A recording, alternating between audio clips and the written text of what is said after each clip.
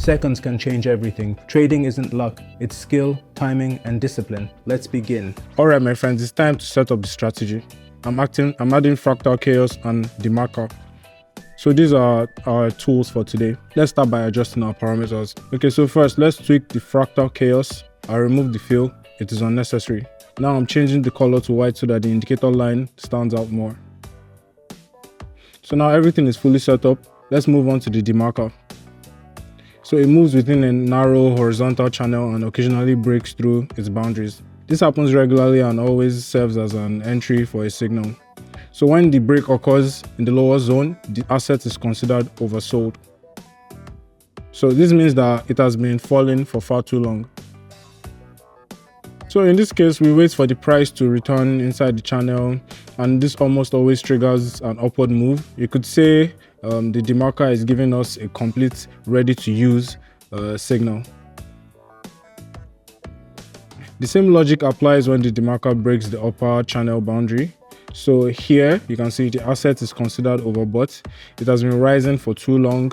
A move back inside can lead to either a pause in the trend like here, or even a reversal. This is exactly what makes an indicator so useful. It helps us read the market's current intention. So however, this isn't our entire trading system yet. The second indicator, the Fractal Chaos, is equally important. A breakout of its line signals trend continuation. If it breaks upwards, the asset rises, and if it breaks downwards, of course, it falls. So bounces from the boundaries also provide signals. A reversal near the edge of the Fractal Chaos often indicates an upcoming change in the price direction. So this logic works both ways. We simply track the breakouts and reversals, of course, while cross-referencing them with the DeMarker's current readings. Okay, so now it's time to see how the strategy performs in live trading. Right here, I'm spotting our first trading opportunity. So we're going to be taking a brief pause before entering the market. During the expiration, we'll begin discussing beginners' most common mistakes. So we're entering the market now, a short position. Though some might find this counterintuitive, observe the DeMarker. So it's declining after exiting overbought territory and simultaneous bounce off the Fractal Chaos, the upper channel boundary. We're now anticipating the breakouts, which should materialize shortly. Let's monitor the price action as we begin today's main discussion topic. The first mistake beginners always make is rushing into trading too fast. So the thing is, what do new traders typically do? They open their terminal, maybe glance at the charts, then randomly pick instruments and indicators and assets that they're going to use. This is a very, very big mistake. So you don't want to be doing this when you're a new trader. So the thing is, without proper analysis, they jump straight into trading. After all, the market is where the money is made, right? The result leaves you with a drained account. That's the problem. So guys, start with basic preparation. Without it, you've got no business in the market. Okay, so meanwhile, my first trade is in profits. I'll pause here and likely re-enter. The preparation, study trading article, watch how professionals trade, understand how the market's fundamental works. Otherwise, you're just going to be giving out your money for free to people. Okay, so I'm back in the market. Following the same logic, we're anticipating further price decline. Now let me reveal the second and perhaps most dangerous mistake. So the thing is, it's called overconfidence, and overconfidence leads to errors that can be avoided. So when you rush your decisions, you make ghastly errors. The problem typically surfaces during the first drawdown. Here's how it happens. A couple of profitable trades creates like a success dizziness. The beginner thinks, I'm invincible, and starts taking excessive risks with large positions. And of course, your results means that you slide into negative territory and begin making even more mistakes. The first impulse, I need to recover my money immediately. Yes, this moment of trading turns into a game, but this is absolutely not a game. It's your money you're dealing with. The beginner gets caught in gambling mentality. They were just making money moments ago, but now they're losing it. And in a hurry to fix the situation, the account gets wiped out, you lose everything, and it's a horrible situation. So yeah, so meanwhile, I'm currently in profit in the position. I will switch assets shortly and will continue working immediately. So alright, so I'll continue our session, guys. Here I'm entering a long position. The setup is perfect and quite interesting in its own way, so we're going to be paying close attention to this. So the DeMarker is exiting oversold territory. The asset is rebounding from the lower boundary of the fractal chaos. This is more than enough confirmation to enter the market. So now we're going to observe how this situation develops. While we observe that, let's return to our topic. In trading, you can't afford to panic. Guys, losing positions are normal.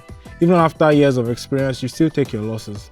Your job is to recover from those drawdowns, but you cannot force it. This is not something you force to happen immediately. So right here and right now, I'm going to show you how it's done. So by the way, it's easier to learn this with a professional guidance in my Telegram channel. I regularly publish my own trades. You can successfully copy them, and by following my recommendations, you can consistently stay profitable. Yeah, so you just do what I do. You find the link in the channel in the description below. Meanwhile, I'm in profit again, guys. And I'm planning to switch charts right now. Let's select a more suitable trading asset. Okay, so we're entering the short position here. Now let's break it down in detail. This is why this is a justified decision. So first, note that the DeMarker has exited overbought territory. You can see it here. I've just drawn a line. So we're seeing a bounce off of the upper channel boundary, and also observe the overall price action happening here. So after a downward phase, we got a minor rally here, what we call a correction. Now we're entering a downward leg. So with the key of a breakout level, I'm showing you here, that was this last line that I drew. It's time to verify if my prediction was correct. So now, next to another beginner's error or pitfall or mistake, blind faith in self-proclaimed gurus. The trading space is flooded with, I know it alls, will be teachers and all that. But not every expert deserves your time. There's fake people out there.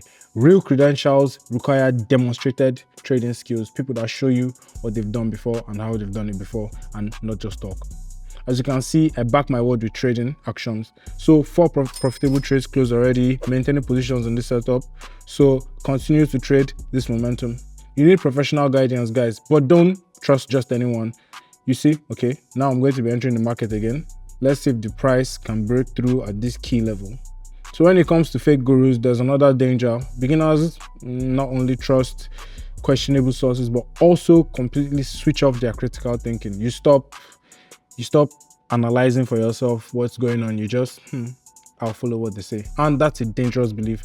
So you see, when someone says, I paid for a course, so it must make me profitable. It doesn't work like that. This trader sells signals, so they guarantee my income. It doesn't work like that. This anonymous social media expert can't be wrong. They can most definitely be wrong. So reality check here. None of this is true. The trading world has more scammers than even honest mentors. So you have to learn to distinguish between real professionals from predators. The biggest red flag in the trading space is anonymity. If the person can't tell you who they are, what they do, what they stand for, that's a red flag. Another profitable trade here. Good, we've closed it. Guys, let's switch assets and continue immediately. Okay, so here we have an excellent example of a long setup. I'm entering the trade now.